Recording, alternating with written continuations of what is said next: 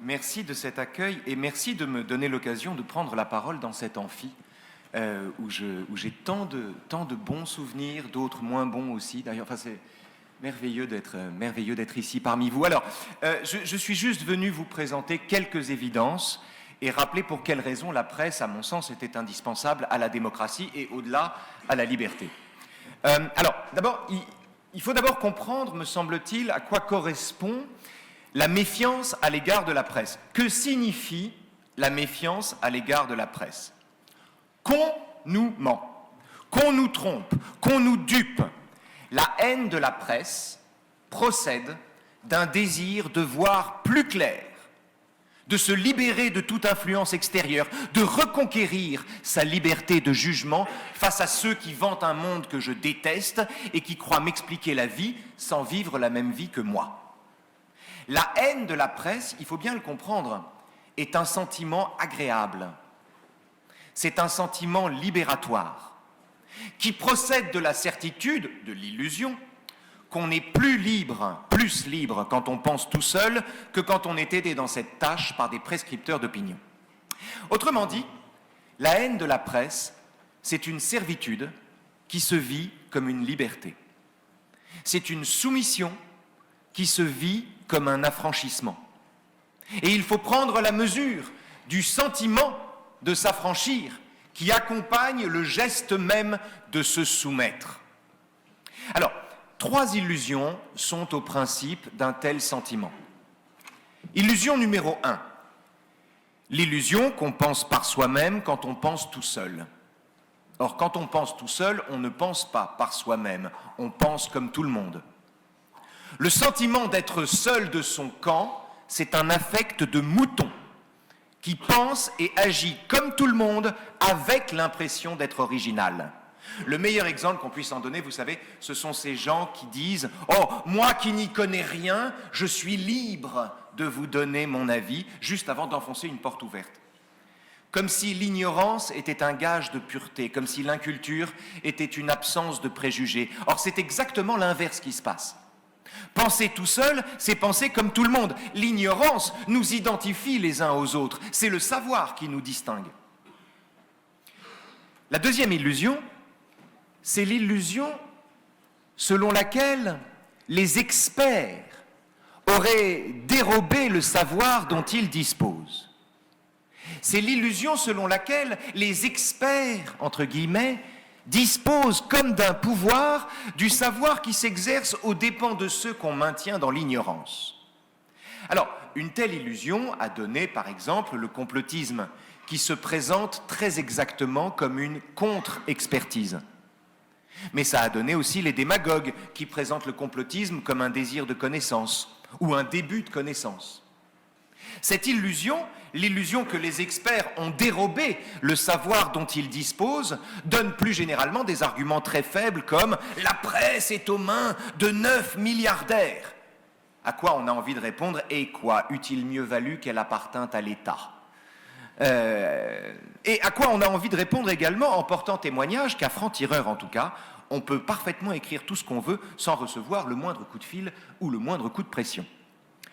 Illusion numéro 3, la plus redoutable et la plus importante à mon sens, l'illusion bien démocratique, archi-démocratique, que l'égalité des droits est une équivalence des compétences. De toutes les illusions, c'est la plus dangereuse, c'est la plus redoutable. En démocratie, l'égalité des droits est un fait et un idéal à la fois. Il faut le rechercher, il faut le défendre.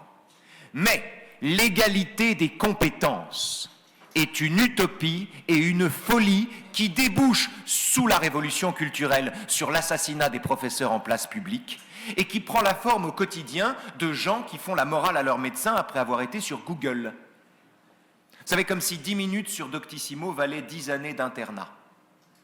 Cette illusion, l'illusion que l'égalité des droits doit être aussi une équivalence des compétences, cette illusion délétère entre toutes a permis, par exemple, qu'un battleur déguisé en druide s'attribue le bénéfice des guérisons spontanées et se fasse temporairement passer pour le Christ et vende son hostie sans effet pour plus de 1 000 € à des pigeons convaincus de guérir de cette façon. C'est le docteur Raoult. C'est cette illusion qui, de façon générale aussi, a valu à des gens de ne pas se vacciner et d'en mourir. 3 illusions donc, je résume. L'illusion qu'on pense par soi-même quand on pense tout seul, premier ennemi. Deuxième ennemi, l'illusion que les experts ont dérobé le savoir dont ils disposent. Troisième adversaire, l'illusion que l'égalité des droits est une équivalence des compétences. 3 illusions dopées par les médias sociaux, je préfère dire les médias sociaux, et la possibilité qu'ils offrent de ne fréquenter que des gens qui sont du même avis. D'ailleurs, les médias sociaux, c'est un cliché de le dire, se présentent comme des outils de débat et culminent en outils d'exclusion, où des groupes hostiles se regardent en chiens de faïence. Ces trois illusions, je les redis une fois, qu'on pense par soi-même quand on pense tout seul, que les experts ont dérobé le savoir dont ils disposent et que l'égalité des droits est une équivalence des compétences, ces 3 illusions, il est essentiel d'en reconnaître le caractère démocratique. Ce sont 3 illusions qui témoignent du fait que nous vivons en démocratie et qui témoignent du fait que le souverain est ici l'individu démocratique, fier de ses droits et content d'ériger son ignorance en norme. Autrement dit, la pente naturelle d'un régime démocratique est de donner le jour à des individus qui font un si mauvais usage de leur liberté que la liberté elle-même finit par dépérir. J'en veux pour preuve les hordes de gens convaincus de penser par eux-mêmes, qui tiennent toute objection pour une abjection et qui tentent d'écraser celui qui leur donne tort ou qui tout simplement ne pense pas comme eux. Il faut bien comprendre que la démocratie est grande parce qu'elle nous permet d'être petits.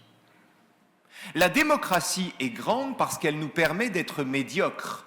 On peut, en démocratie, ne penser qu'à soi-même toute la vie sans aller en prison. On ne va pas en prison, l'égoïsme n'est pas un délit.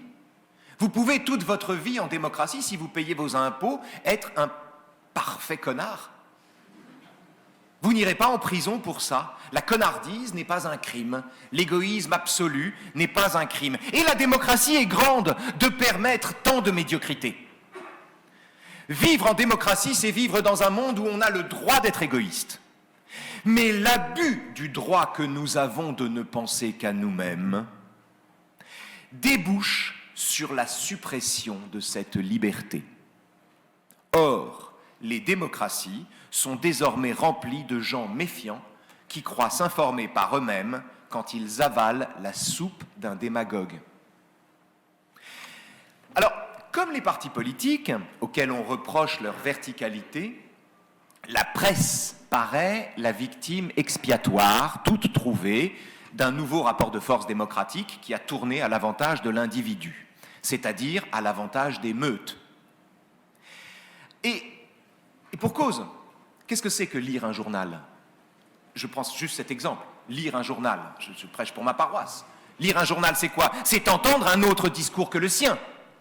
C'est éprouver la cohabitation pacifique de plusieurs façons de penser. C'est s'exposer soi-même à changer d'avis. Autant d'efforts que l'individu démocratique n'a pas franchement envie d'accomplir. L'individu démocratique préfère s'indigner de payer ses impôts, de payer de ses impôts une radio de service public chaque fois qu'il y entend quelque chose qui lui déplaît.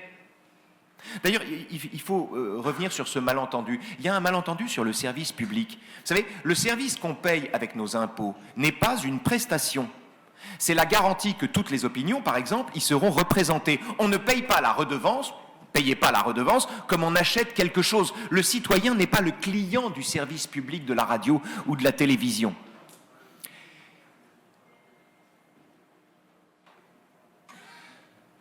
Lire un journal, donc. Lire un journal,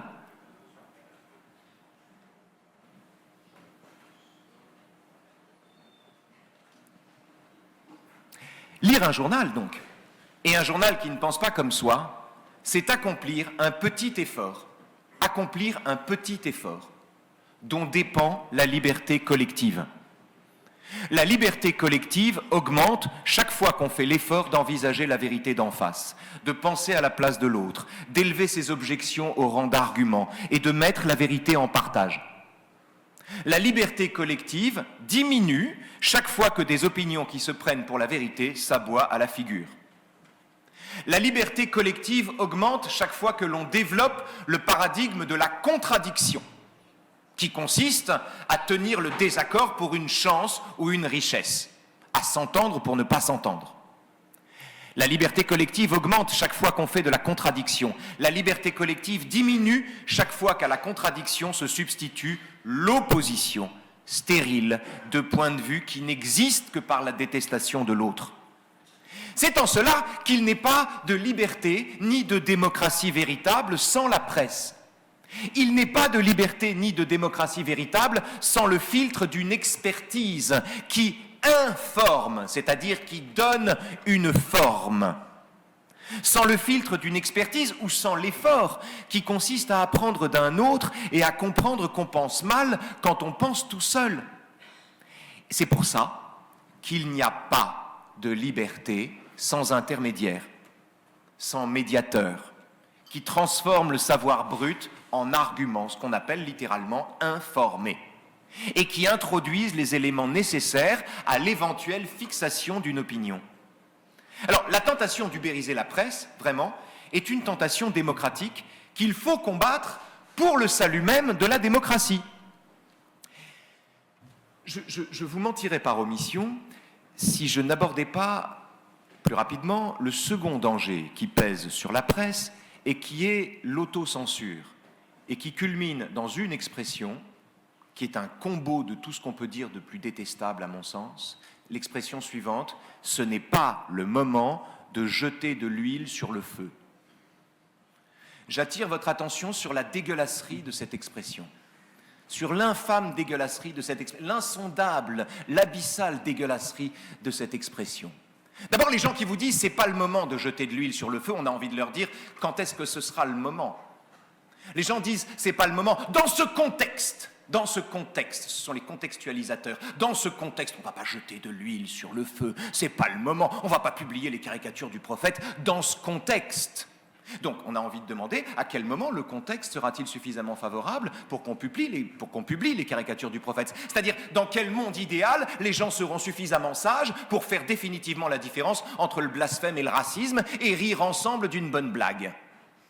Quand est-ce que ce sera le moment ? Les gens qui vous disent « c'est pas le moment » présentent comme un ajournement temporaire de la publication ce qui relève en réalité d'un ajournement définitif. Les gens qui disent « c'est pas le moment » considèrent toujours que ce sera jamais le moment.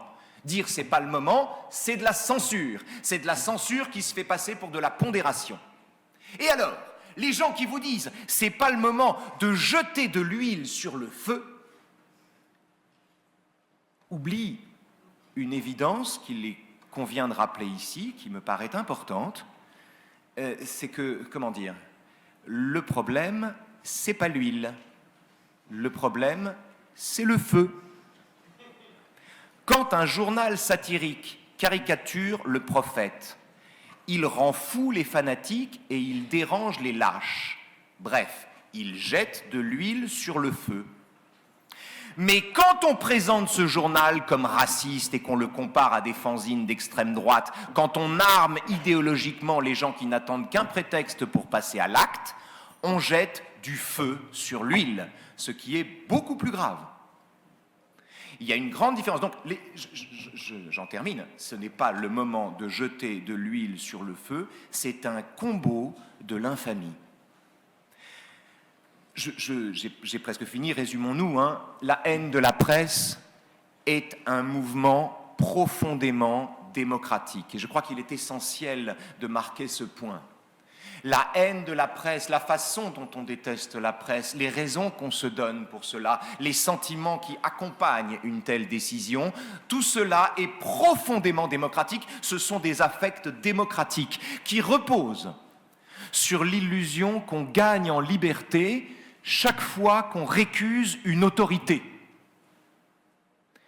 La difficulté de combattre un tel mouvement vient du fait qu'entre la vérité qui dérange et l'illusion qui réconforte, L'individu démocratique, naturellement, choisit l'illusion qui réconforte. Il tend vers la seconde. On préfère croire ce qu'on croit plutôt que de penser par soi-même. Le meilleur signe de ça, ce sont, mais je n'ai pas le temps d'en parler, les gens qui diffusent des fake news en connaissance de cause. Non pas les gens qui sont dupes d'un montage, mais les gens qui savent que le montage est faux, mais à qui le montage faux paraît plus vrai que le vrai. Alors, comment réaffirmer le lien indissoluble entre la presse et la liberté ? Eh bien, en défendant la liberté de la presse partout où elle est objectivement menacée, mais également là où elle est sournoisement rongée par la peur de déplaire et la tentation de l'autocensure. Si, au moment des caricatures du prophète, j'en termine avec ça, tous les journaux avaient publié les dessins maudits, les tueurs auraient eu plus de mal à se donner une cible. Merci de votre attention.